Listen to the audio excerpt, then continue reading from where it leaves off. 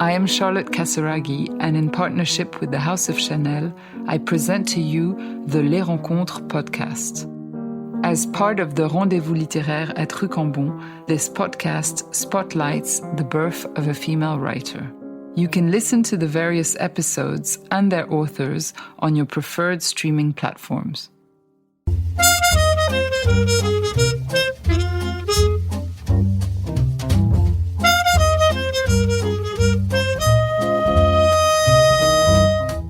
Happy Saturday. It's July 20th, 2024, and you are listening to Morning Meeting. I'm Ashley Baker in London. And I'm Michael Haney in New York City. Okay, well, it's a very right-wing week in the United States as the Republican National Convention is underway in Milwaukee. We do bring you the key fashion trends because you've already read the rest of the news. Bodycon dresses, beauty queen hair, and ear bandages. That's right. Meanwhile, in the UK, King Charles met with approximately 45 world leaders on Thursday, including Vladimir Zelensky. Meanwhile, very distressing news from the team at Pret a Manger. Its popular subscription plan has been dramatically revamped. We always knew it was too good to be true, Michael. I mean, what was it? 5 coffee drinks a day for under $40 a month? It was absurd. Anyway, we loved it, but those good times are gone. Meanwhile, as usual, Airmail is your happy place in the news cycle. It is. First, James Kirchick will join us from Washington, D.C. with his thoughts on how language and speech has been twisted by both sides in this campaign and what we can do about it. Then, the Olympics open in Paris in less than a week with thousands of athletes from around the world coming to compete. And of course, Live. And Joseph Giovannini will join us to explain how city planners turn the requirement to build the Olympic Village into an opportunity to create a new, socially equitable and eco-friendly neighborhood that will be a shining legacy of the Games. Then, on the other side of housing, we have a report on what we call migration patterns of the rich. Our own Elena Clavarino will join us from Milan with her story on why it seems the global 1% is relocating and the cities they keep flocking to. So Ashley, where would you like to begin today? All right, well, we have a special treat today. Jamie Kirchick, a writer at large at Airmail and the author of Secret City, The Hidden History of Gay Washington, is here to explain how Republicans are endangering one of their dearest values, free speech. Welcome, Jamie.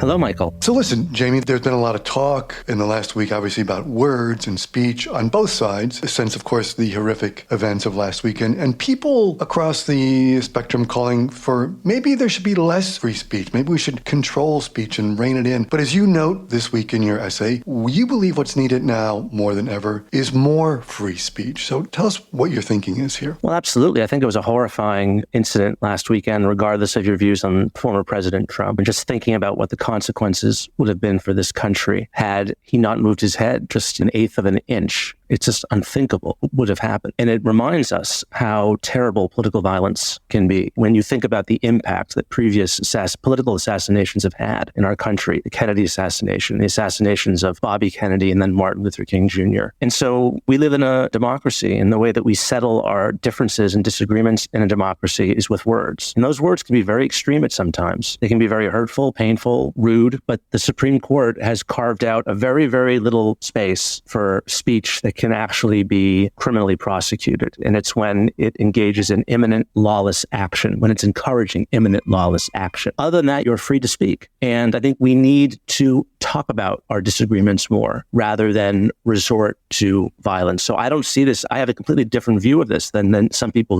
many people on the right who are blaming left-wingers for calling Trump a dictator and a fascist. I don't like that language. I think it's really inaccurate. I think it's historically ignorant. But the fault for this horrible crime can only lie with the person who pulled the trigger. As you know, it's about rather than putting limits on what should be said, let the conversation keep going and keep it there. Let that boil, and also put the blame with, as you note in your story, the shooter, not people who say things. I would just add, we don't know what the shooter's motive was yet. We're all assuming that he was some left-winger who didn't like Donald Trump. It could just as much be the case that he was an extreme right-winger who didn't like the fact that Donald Trump wasn't right-wing enough. Or it could be the fact that he's just a mentally ill young man with no political motive whatsoever, who was possessed by whatever reasons to go commit this horrible act. So people are rushing to judgment about this, which I think is really unfortunate. And I mean, look, if there's anything that this crime should show us, is that, yes, perhaps we should tone down our speech. I'm not calling for the government to prosecute anyone for saying nasty things about Donald Trump or for saying nasty things about Joe Biden. But let's just take a step back and think about, are we really engaging in a healthy political dialogue when we call the past and potentially future president of the United States of America when we liken him to Adolf Hitler. Because what does that say? I mean, how was Adolf Hitler defeated? He was not defeated through words. He was defeated through guns and bombs in a horrific war that took the lives of 60 million people. So when you make that comparison, I don't want to say that you're giving the orders for someone to try to kill President Trump, as several Republican congressmen have said, but you are degrading our discourse. You are unnecessarily, and in my opinion, irresponsibly making people hysterical. I mean, neither Joe Biden or Donald Trump, in my opinion, is going to destroy America. It's going to destroy American democracy. And using that kind of language, that extreme kind of language, it does give some people, perhaps on the extremes, a feeling that they have license to take the law into their own hands, if you will. Those are very wise points. There's that whole world around, political world, and within it. Where do politicians, where's their responsibility in this? Well, I think it's very high. And look, I say in my piece that Donald Trump is not innocent of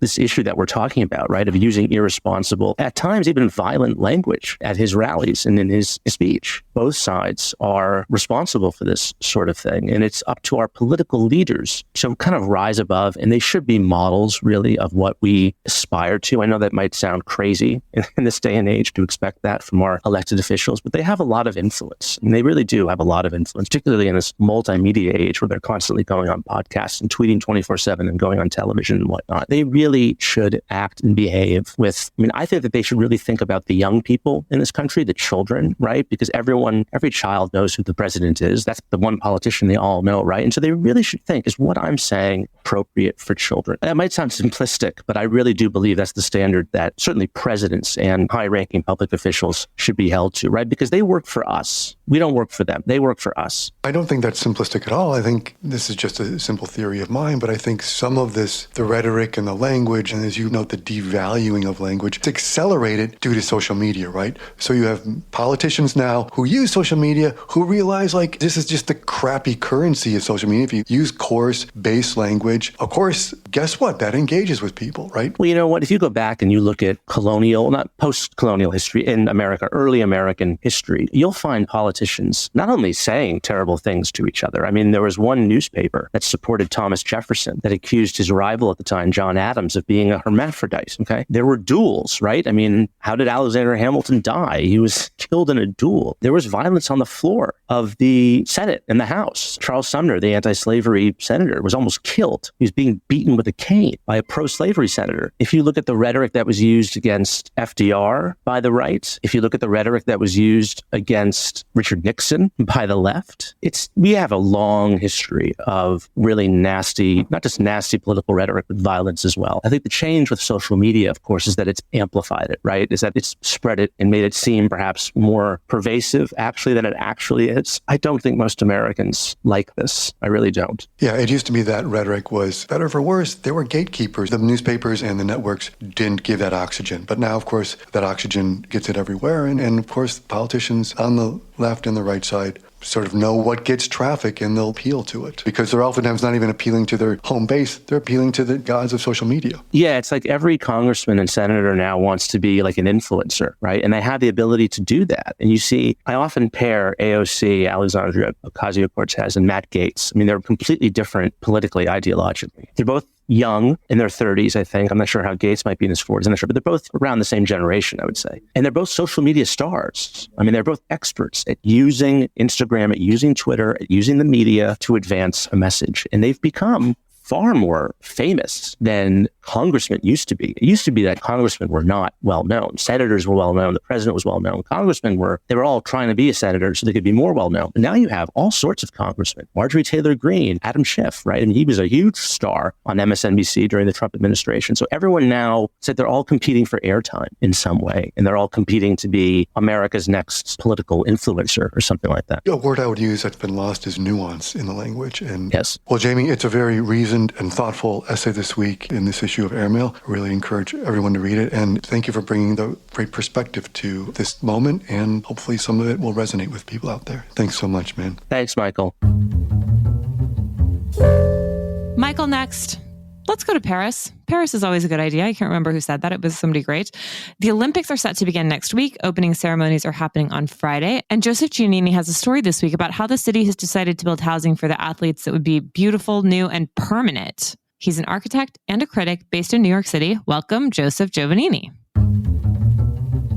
Hello, Michael. So, Joseph, let's talk about Paris. The Olympics are just about here, and you've got a fantastic essay this week, reported essay, about the Olympic Village there and how it's different and how Paris turned this challenge to create housing for 18,000 athletes into an opportunity to create permanent housing for 12,000 Parisians. So where is the new Olympic Village and what's so different about it? The village is midway between Paris, central Paris, and Saint-Denis. So they're about 5 miles apart. And right in the middle, the planners have cited a town that will eventually accommodate 2,800 units. And so it's a kind of a DMZ at the moment. It's outside the central Paris in an area that's considered kind of a pass-through area. It's a bedroom suburb. And so what they've done is they've planted a core, an urban core, from which the surrounding city can develop in a fairly healthy way. The banlieue of Paris, the outskirts of Paris, has always been sort of stigmatized because it's not central Paris, it's not historic Paris, and therefore has had a population that's in some way undervalued and not considered kind of fully developed. And so this is an effort, it's a down payment in developing a part of Paris that has been traditionally neglected. I love that detail, as you say in your story. It's sort of like a down payment on the legacy of creating a greater Paris. We all know that central core and everything that Haussmann did to sort of create that, as you've told me once, that sort of octopus radius. And this is the effort to kind of really sort of finally maybe start to complete that mid-ground between the suburbs and Paris proper, right? Yes, that's correct. You have to understand that this effort is within a much larger kind of theology, urban theology of creating what they call Greater Paris. So the attention is on the outskirts, outside the perimeter boulevard that encircles Paris. So there are several ways of doing it. One is that by expanding the subway. So they've now built about 200 kilometers of subway in this banlieue area outside central Paris,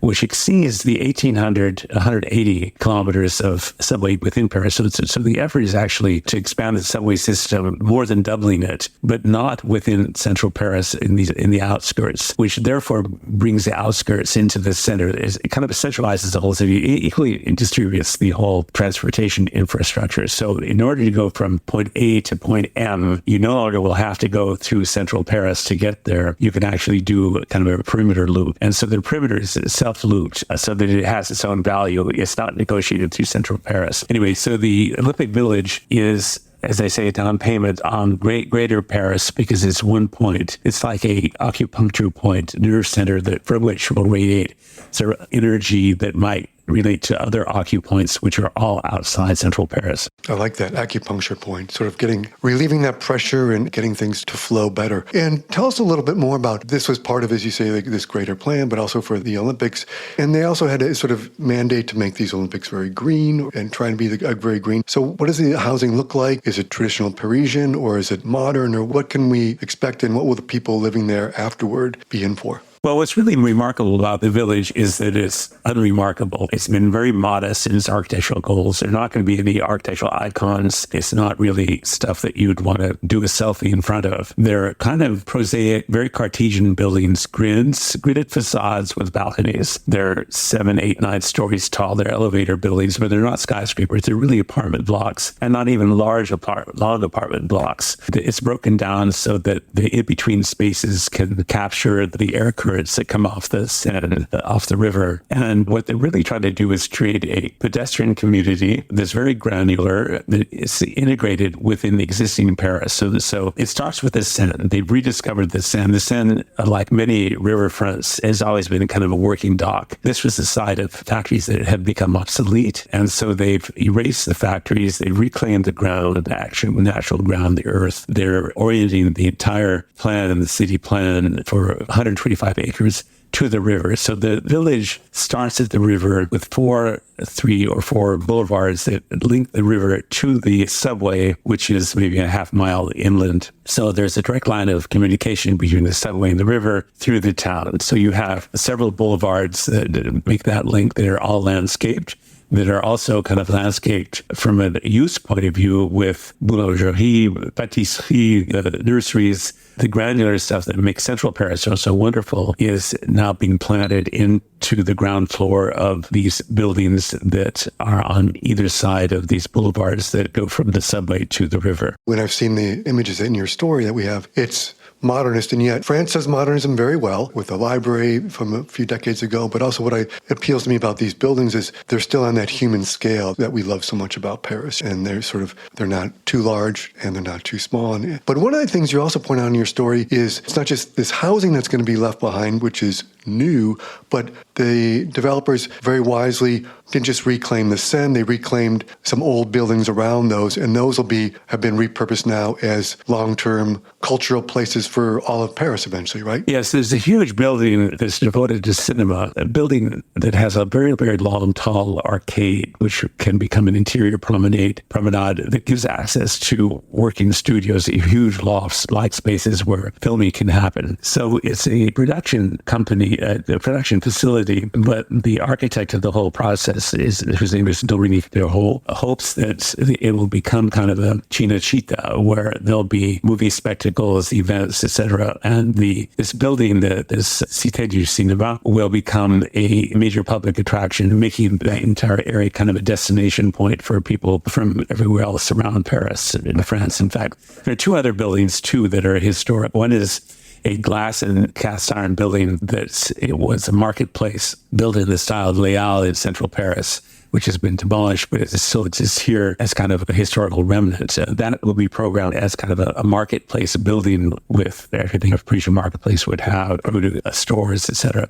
And then there's a very large former electricity generating plant, and a very handsome building that will also be rehabilitated down the line at some point as a community facility and a Parisian facility. They're historic buildings, and therefore the new plan is integrating the old with the new and creating sort of a hybrid, but it's all responsible to the river. All streets lead to the river where there are already, and there are going to be more quays, so you'll be able to walk along the river and presumably even swim in the river. As of today, they are now swimming in the river. The mayor of Paris took the plunge along with two prefects of the city, and in a promise met, the city has cleaned up the river for the first time in about 100 years or 120 years. That's great. Bring your Speedo. Well, I won't take you up on that challenge, but I do want to ask you, it seems, listening to you, it's very exciting to hear what they've done. I can't wait to see it. It strikes me, would you say that this might be one of the most ambitious development efforts within Paris in the last 100 years? Well, the bigger effort is Greater Paris, and that's ongoing. And the subways are going to open, at least a part of the subways are going to be open in about 6 months. So I would say that that's greater, but this is part of that effort, and it's kind of a contributing factor. But it's certainly, yes, it's from an urban point of view, rather than a transportation point of view, it's one of the biggest efforts in Paris.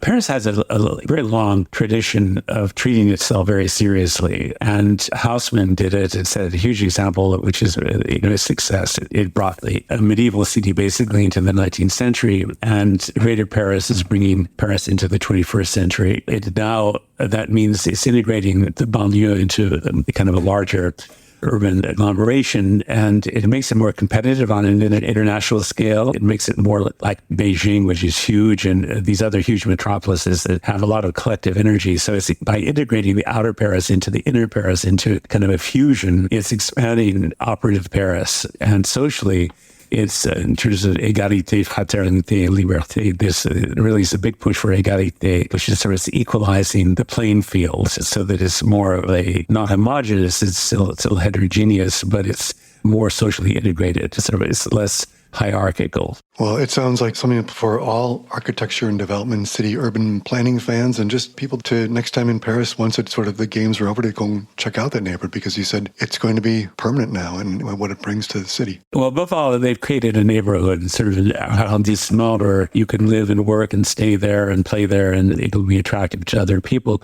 As I say, you don't really need your cameras because the buildings they're building are kind of background buildings, but they are backgrounds to kind of a new life that the street plans are generating. So it'll be a great place to walk, see people be seen, and get down to the river, touch the river, and get back on the subway if you don't happen to live there. Not a bedroom suburb either. There'll be about 6,000 workers living in offices in these buildings that are converted from the village, and about 6,000 inhabitants. Gentrification was a big issue, and so a good 33% of all the lodgings are dedicated to affordable housing. So it will be socially mixed as well, but not stigmatized because of the mixture. And so learn a lot of lessons from their own mistakes. They did create huge housing blocks that became inhumane because they were too huge. It was beyond human scales. Those housing blocks are now kind of broken down into segments, which are with gardens on top, gardens in between, gardens along the boulevards, heavily landscaped. And it's supposedly the greenest Olympics ever. And the green part is certainly embedded within the village. They try to use a bunch of wood and to minimize the concrete and the steel. They've landscaped it heavily so that there's kind of a microclimate that takes advantage of the breezes off the Seine. So it's very intelligent, but it's not a spectacle. It's a place where you can live very comfortably without having to use your camera a lot. Good. Well, you say go down to the Seine. I won't bring my bathing suit, but the model of the Olympics is faster, stronger, further, whatever. But I think it's also, thanks to your story here, pointing out it's going to be more beautiful with this new neighborhood. So, Joseph, thank you so much for joining us today and for your terrific story. Thanks, Michael, for your interest.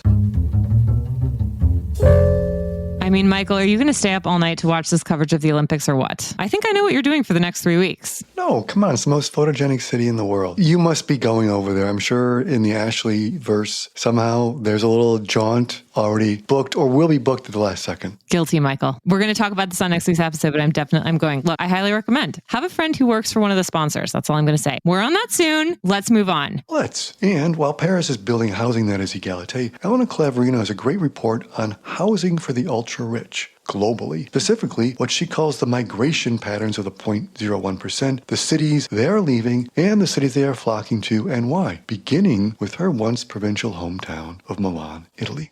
Elena is a senior editor here at Airmail and one of our treasured colleagues. Welcome, Elena. Hi, how are you? Well, I'm great, but I'm apparently not as great as Milan right now. It seems like your fair city is really having a moment. What exactly is going on with this sudden influx of rich people? So basically, I think it was 2016, 100,000 a year flat tax was implemented for foreigners moving to the city. And that's regardless of income. So even if you're making $2 billion a year, you're paying 100,000 on tax. And so basically a lot of people are moving here. A lot of rich people are moving here, which means rent in central apartments is going up. And you have like a lot of new things opening catered to very rich people. And like Casa Cipriani or just a bunch of restaurants, clubs that are opening across the city. So yeah. And where do you think most of these people are coming from? I mean, in the U.S., we're seeing this sort of thing happen a lot with Florida and Texas because they have more favorable tax plans for the high net worth individuals. Are these mostly Europeans? Where are they all coming from? A lot of these people are British. Since Brexit, obviously, they're having a big exodus,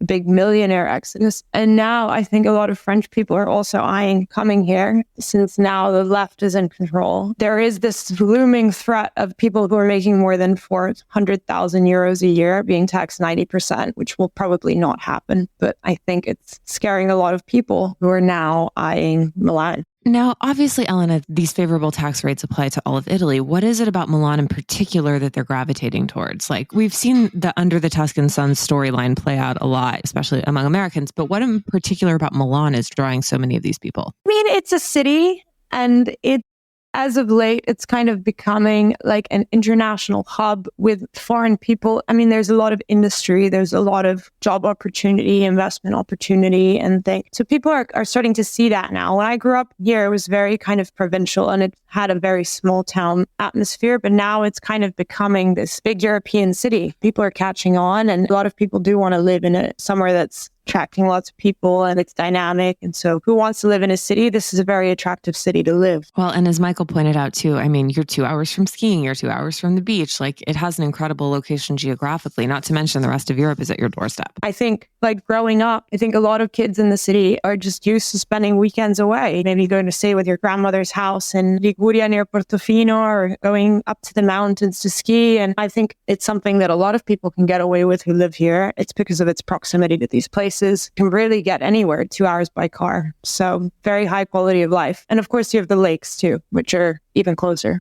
Ellen, as you explore in your story, the Milan example is only one. I mean, we have many Americans who are changing their migration patterns. So are you expecting to see a great migration of the very rich across the globe? I think we are. There was a statistic that's 10 years ago. Well, first of all, there are a lot of more very rich. So 10 years ago, there was 50% less millionaires in the world. So there's a lot more very rich, but they're also moving more. So I think this year there's projected to be like 122 millionaires who are planning to leave their home countries. So I think people are moving a lot more. And I think part of the reason is that once upon a time, there weren't that many tax havens. And I think that it wasn't so socially acceptable to say, hey, like I'm going to go move to the Cayman Islands to go save some money. I think it was frowned upon. And today there's so many millionaires and so many countries who want to attract them that people are saying, why not? Why wouldn't I go to Milan and save millions of dollars a year and live in a nice place overlooking the Duomo? And like, what's shameful about that? So I think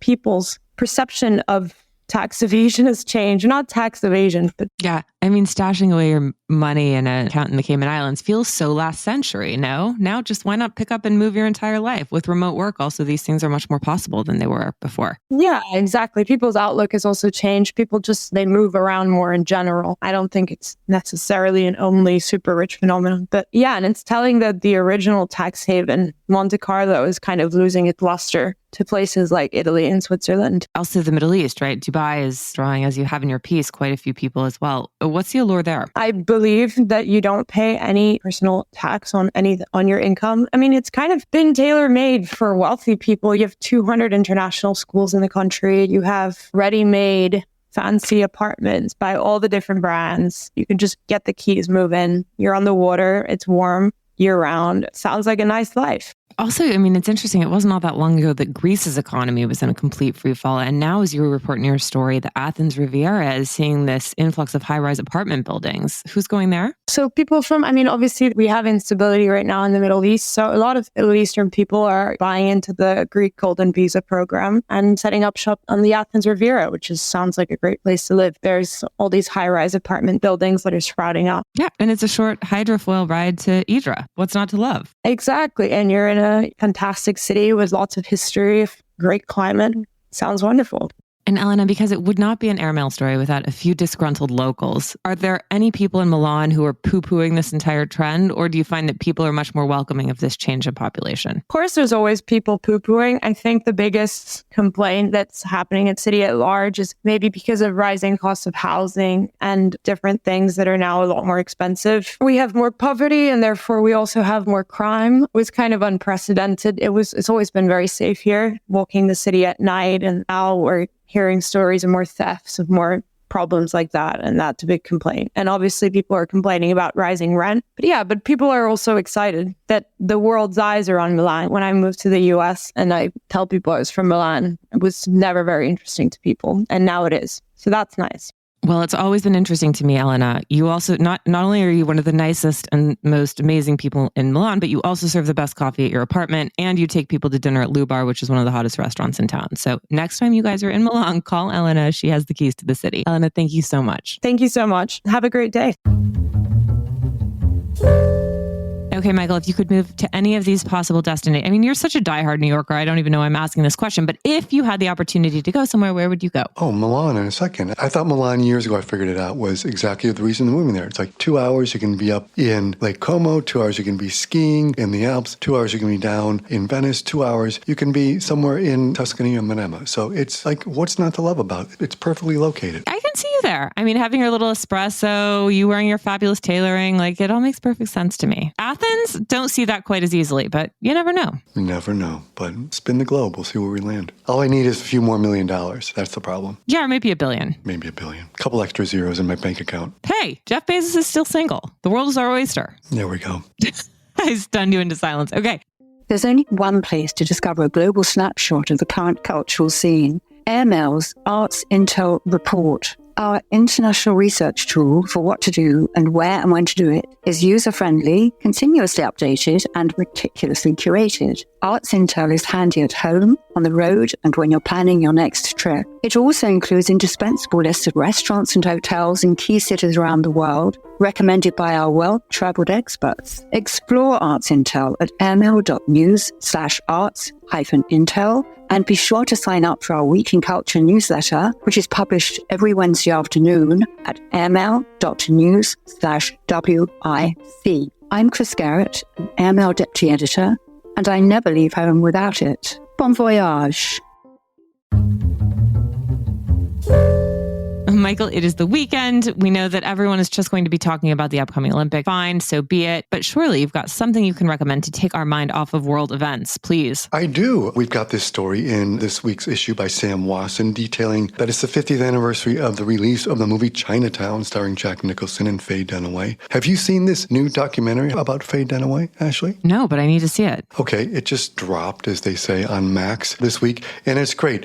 Now, and the thing is, a lot of documentaries that have the cooperation of their subject, they often become sour and kind of soft around the edges and don't really get into conflict. But this movie gives you a terrific portrait, I think, of Dunaway, who I think has to be one of the greatest actors of the past 50 years, because she owns up to her reputation for being demanding on set and admits even that she's been diagnosed as bipolar. But you also get a look at how some of her greatest performances came to be, from Bonnie and Clyde to Network to Thomas Crown Affair, and what a transformative force she was, creating these characters who were, as you realized, strong, independent women, and women who had never really been seen on screen before. So it's a great documentary. It's called Fate, and it's a reminder that they don't make movies or leading women like this anymore, and it's on Max. And you, my dear? All right, well, have you seen season 3 of The Bear? I have not. Do you like the show? Yes, was a co-sign as an original early fan. I know I probably should have gone back and listened to old episodes so I would be completely familiar with exactly what you thought about seasons 1 and 2, but I am loving the 3rd season. How have you been able to resist? Pacing myself. Oh, it's so good. Well, this is the show. I'm watching it on Hulu. It's on FX. And I just love this story. It's all about the wild and crazy world of a restaurant aspiring to get a Michelin star in Chicago. Jeremy Allen White plays the chef with quite a storied history, lots of troubles, emotional problems, et cetera, et cetera. But man, can this guy cook. But it's really fun. And also, Michael, in the first episode, a lot of your favorite chefs have cameo appearances. Renee Redzepi and Daniel Boulud. It's a really fun season. It's slower in many ways than a lot of the previous seasons and then faster in others. It's a much more visual season, I think. It's a very visual show, but I think this season in particular is much more visual than the previous two. So, for example, half of an episode feels like you're just looking at images. And then the second half of the episode is this really manic dialogue. It's kind of stressful to watch at times, but really enjoyable. It's marvelous. And I think the music is incredible in this show, Michael. Like, did you ever go on Spotify and listen to the soundtracks from the first 2 seasons? Yeah, the soundtrack from season 2 was terrific. Well, they've certainly upped the ante even in season 3. These are people who are clearly music super fans, highly invested in that element of storytelling, but it's really enjoyable. So if you don't want to watch the show, or you don't like restaurants and you don't like food, fine, but certainly go online and listen to the music. Incredible. All right. Well, with that, we wish you a wonderful weekend. We thank you all so much for joining us. Happy summer. Michael, will you please read us out? Of course. But first, we would like to thank our sponsor, Chanel.